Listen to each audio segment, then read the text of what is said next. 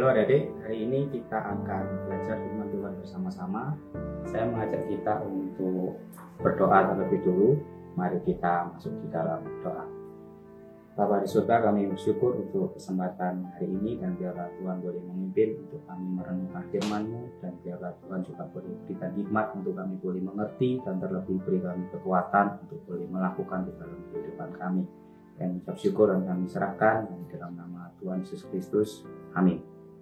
Ya, hari ini kita akan belajar satu tema, yaitu kekhawatiran. Saya mengajak kita untuk membaca di Matius pasal 6 ayat 25 hingga ayat 27. Saya bacakan. Karena itu aku berkata kepadamu, janganlah khawatir akan hidupmu, akan apa yang hendak kamu makan atau minum.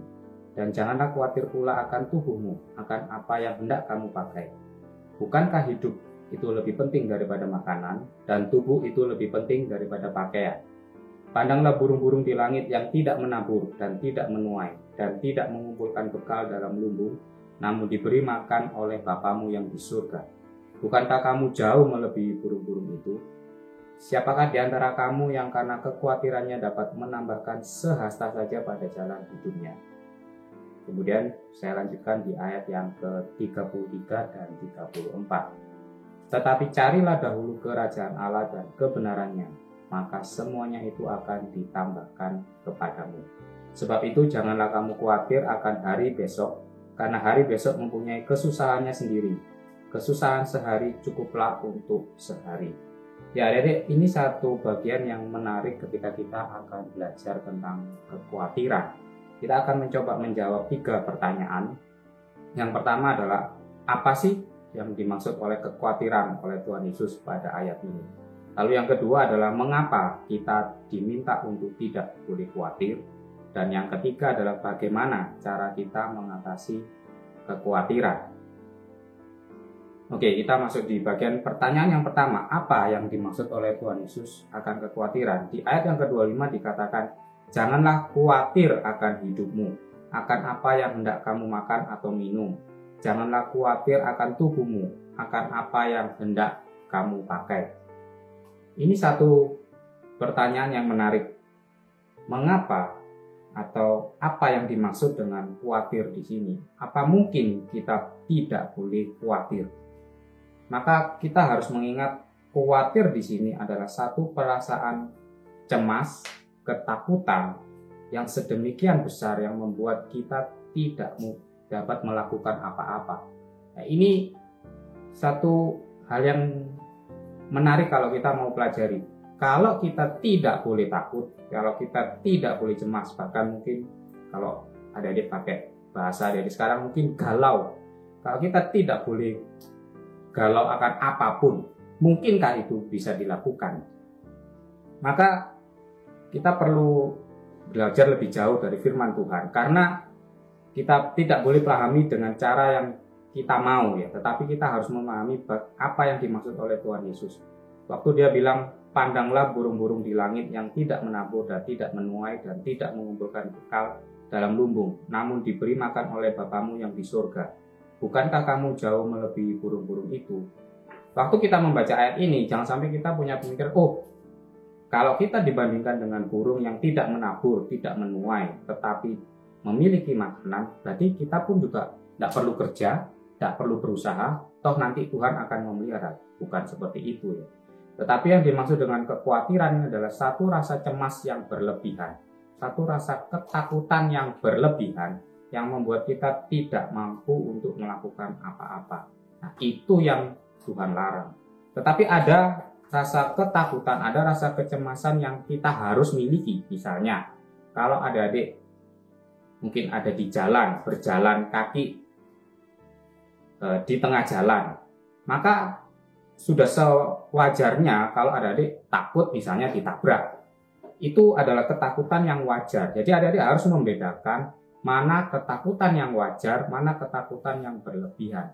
Misalnya kalau adik-adik mau makan buah yang Anda temukan di pinggir jalan, maka Anda pasti ada ketakutan, apakah buah ini bersifat merusak tubuh kita atau menyehatkan. Itu adalah ketakutan-ketakutan yang wajar. Tetapi ya dari harus membedakan, ada ketakutan-ketakutan yang tidak wajar. Misalnya apa? Oh, saya takut. Kayak misalnya sekarang ya, oh dengan kondisi corona atau pandemi ini kita takut kita tidak bisa kemana-mana, atau kita takut kita bisa terkena penyakit corona lalu kita bisa meninggal. Maka ada ketakutan yang wajar, ada ketakutan yang tidak wajar. Maka kita perlu membedakan, kita perlu belajar memohon Tuhan untuk hikmat mana yang khawatir. Nah, kata kuncinya di sini adalah lihat di ayat yang ke-25. Bukankah hidup itu lebih penting daripada makanan dan tubuh itu lebih penting daripada pakaian? Nah, ini nanti yang akan saya gali lebih jauh di pertanyaan yang nomor 3, yaitu bagaimana cara kita mengatasi ketakutan itu atau kekhawatiran ini. Tetapi yang pertama kali saya mau tekankan, yang pertama ini adalah, jadi coba ketika Anda merasa takut, ketika Anda merasa cemas, maka ujilah rasa ketakutanmu itu, ujilah rasa kekhawatiranmu itu. Apakah ini adalah ketakutan atau kekhawatiran yang beralasan, atau ini ketakutan atau kekhawatiran yang tidak beralasan sama sekali. Maka sekarang kita masuk ke bagian yang kedua. Ini satu pertanyaan yang menarik, yaitu mengapa Tuhan melarang kita untuk khawatir? Kalau memang Tuhan mengetahui ada ketakutan yang wajar dan ada ketakutan yang tidak wajar, ada kekhawatiran yang baik, ada kekhawatiran yang berlebihan, maka kita perlu tahu mengapa Tuhan melarang untuk kekhawatiran. Nah, ini saya mengajak kita untuk membuka di Galatia. Galatia pasal yang ke-5 ayat yang ke-22. Tetapi buah roh ialah kasih, sukacita, damai sejahtera, kesabaran, kemurahan, kebaikan, kesetiaan. Saya menggarisbawahi di 3 sifat yang pertama, yaitu kasih, sukacita, damai sejahtera. Jadi ketika kita takut dan khawatir secara berlebihan, maka sebenarnya pada saat itu kita sedang kehilangan kasih, atau kita juga kehilangan sukacita, dan kita kehilangan damai sejahtera. Nah, ini satu kondisi yang sangat menyedihkan kalau kita masuk di bagian yang ini. Perhatikan di Matius yang pasal 6 tadi ayat yang ke-27. Siapakah di antara kamu yang karena kekhawatirannya dapat menambahkan sehasta saja pada jalan hidupnya? Nah, ini satu pertanyaan retorika ya. Kenapa? Karena jawabannya pasti tidak ada. Tidak ada orang yang karena kekhawatiran bisa menambahkan sehasta saja pada jalan hidupnya. Nah, ini menjadi satu alasan mengapa kita tidak boleh khawatir akan sesuatu yang tidak benar. Mengapa kita tidak boleh khawatir akan sesuatu dengan cara berlebihan? Karena waktu kita khawatir seperti itu, maka kita akan kehilangan kasih Allah. Kita tidak bisa lagi melihat kasih Allah yang besar di dalam kehidupan kita. Kita tidak bisa melihat anugerah Allah yang melimpah di dalam hidup kita. Kita tidak bisa menikmati matahari yang senantiasa Tuhan masih berikan. Kita tidak bisa menikmati oksigen yang udara sejuk yang kita masih bisa nikmati hingga saat ini.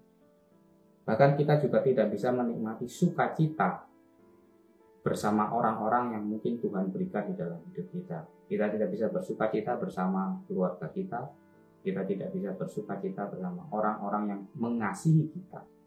Bahkan mungkin kita meragukan apakah orang-orang itu mengasihi kita. Itu adalah satu kondisi yang sangat menakutkan. Dan yang terakhir adalah kita kehilangan damai sejahtera. Kita kehilangan shalom. yang diberikan oleh Tuhan. Wah, ini satu bagian yang sangat-sangat mengerikan. Ketika kita tidak bisa merasakan damai sejahtera karena Tuhan sudah menyelamatkan kita. Tuhan sudah mati di atas kayu salib untuk menebus dosa kita. Bukankah itu adalah satu dasar untuk kita boleh merasakan damai yang jauh daripada damai yang lain? Mengapa kita tidak merasakan damai? Karena mungkin kita bingung akan hari depan, akan kekhawatiran kita, tetapi kita kehilangan damai karena Tuhan sudah memberikan hidup yang kekal kepada kita. Maka saya harap di dua nomor ini sudah membuat kita memikirkan ulang. Di bagian yang pertama saya mengajak kita menguji apakah kekhawatiran kita itu adalah sesuatu yang beralasan atau tidak, berlebihan atau tidak. Maka di bagian yang kedua saya mengajak kita melihat betapa kasih Allah sudah melimpah di dalam kehidupan kita.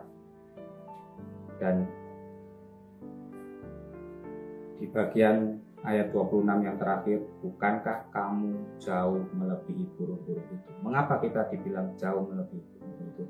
Bukan karena kita adalah orang yang hebat, bukan karena kita orang yang cantik atau ganteng sedemikian rupa sehingga Tuhan memelihara hidup kita, bukan. Tetapi karena Tuhan yang sudah menebus kita, yang sudah memberikan anaknya yang tunggal mati di atas kayu salib sebagai ganti hidup kita. Bukankah Tuhan yang sama juga yang akan memelihara hidup kita? Maka ini adalah satu bagian yang sangat penting, dan ini juga berkaitan dengan bagian yang ketiga. Nah, sekarang saya mengajak kita membaca sekali lagi di ayat yang ke-33, tetapi carilah dahulu kerajaan Allah dan kebenarannya, maka semuanya itu akan ditambahkan kepadamu. Ya, ini ayat hafalan ya buat adik-adik yang mungkin sudah ikut MPLS. Kata kunci di sini adalah kata, kalau di bahasa Indonesia pakai kata carilah dahulu ya. Kalau saya bacakan yang versi bahasa Inggris, but seek first the kingdom of God and His righteousness, and all these things will be added to you. Maka kata kunci di dalam bahasa Inggris adalah kata first, kata yang pertama, atau kalau diterjemahkan bahasa Indonesia yang lebih baik adalah yang terutama. Maka ini sebenarnya sudah diberikan satu petunjuk di ayat yang ke-25. Bukankah hidup itu lebih penting daripada makanan, dan tubuh itu lebih penting daripada pakaian? Nah, ini satu komparasi ya, satu perbandingan antara hidup dan makan. Waktu adik-adik makan untuk apa? Untuk menikmati makanan itu atau untuk hidup? Waktu adik-adik memilih sebuah pakaian, maka Tuhan Yesus mengajak kita untuk memikirkan kembali mana yang lebih penting, tubuh yang dilindungi oleh pakaian itu atau pakaian yang menutupi tubuh. Mana yang lebih penting? Maka kata kuncinya adalah kata penting. Maka cara kita mengatasi kekhawatiran adalah waktu kita memahami mana yang lebih penting, prioritas hidup kita. Waktu kita bisa melihat nilai yang lebih tinggi, yang lebih baik, dan di sini pakai kata yang lebih penting. Ini satu bagian yang harus kita pahami. Bagaimana cara kita mengatasi kekhawatiran? Cara kita mengatasi kekhawatiran adalah ketika kita menyadari apa yang paling penting di dalam hidup kita.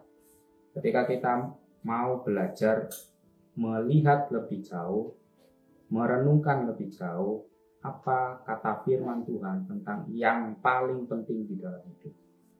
Maka waktu adik-adik merasa khawatir akan sesuatu, adik-adik harus menguji apakah itu berlebihan atau tidak, apakah itu terhadap hal yang benar dan yang salah. Nah, bagaimana cara mengujinya adalah waktu adik-adik melihat apakah yang engkau khawatirkan itu adalah sesuatu yang memang penting atau ada sesuatu yang jauh lebih penting. Nah, ketika adik-adik misalnya, aduh kak, saya bingung, saya khawatir, kenapa? Kan ada jerawat di muka saya.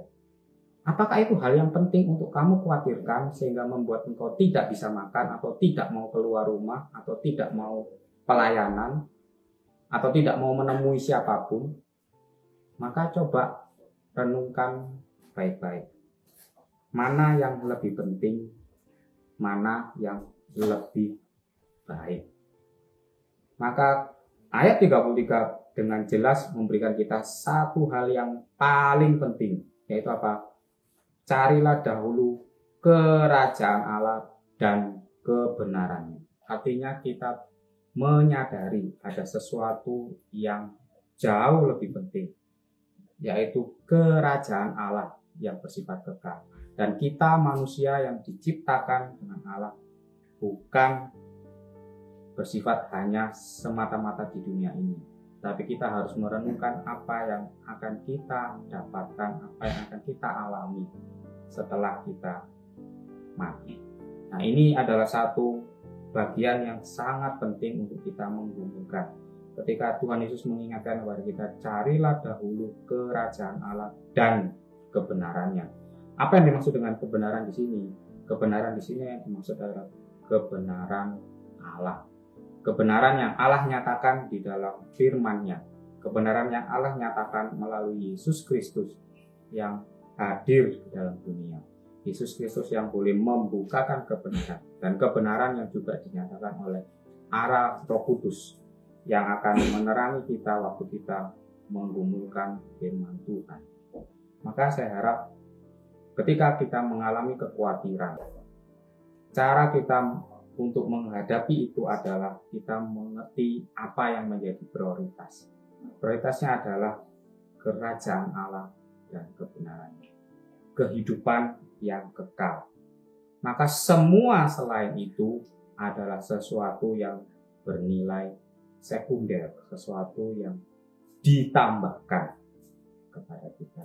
Dan maka di ayat penutup Tuhan Yesus mengingatkan, janganlah kamu khawatir akan hari esok, karena hari esok mempunyai kesusahannya sendiri. Kesusahan sehari cukuplah untuk sehari. Tentu waktu kita memahami ini, jangan sampai kita juga jatuh kepada ekstrim yang salah. Ketika kita, saya tidak khawatir karena saya percaya, saya beriman kepada Allah. Lalu kita akhirnya bermalas-malasan, kita tidak mau melakukan apapun. Nah, itu juga sesuatu hal yang salah. Misalnya pandemi ini, saya percaya Tuhan adalah Allah yang berkuasa, bisa menyembuhkan. Maka kita tidak perlu pakai masker, kita tidak perlu ikut aturan pemerintah, ya kita lakukan semau-mau kita. Itu juga iman yang salah. Maka kita harus ingat waktu kita mengerti, mencari kerajaan Allah dan kebenarannya, maka kita harus hati-hati. Iman juga harus disertai dengan hikmat. Hikmat dari mana? Hikmat daripada firman Tuhan. Maka ketika kita mengalami kekhawatiran, kita harus percaya Allah memelihara hidup kita. Kita percaya Allah melindungi kita. Mengapa? Karena Allah yang terlebih dulu sudah menebus kita di dalam Yesus Kristus. Maka hari esok adalah di tangan Allah.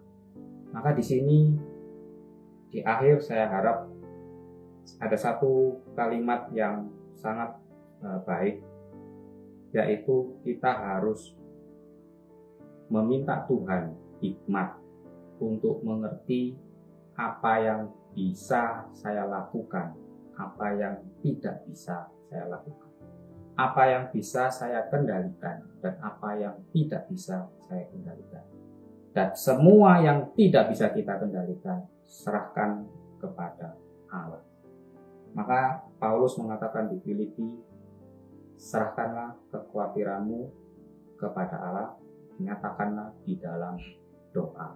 Maka ketika kita khawatir akan sesuatu yang tidak bisa kita kendalikan, ketika kita khawatir takut akan sesuatu yang mungkin di luar ekspektasi atau harapan kita, maka nyatakanlah kekhawatiranmu, ketakutanmu itu di hadapan Allah. Maka Allah yang sebagai sumber sukacita, Allah yang adalah sumber damai, Allah yang adalah sumber kasih, biarlah Allah yang akan melimpahkan kasih sukacita dan damai sejahteranya di dalam kehidupan kita. Dan kita boleh menjalani hidup kita dengan iman kepada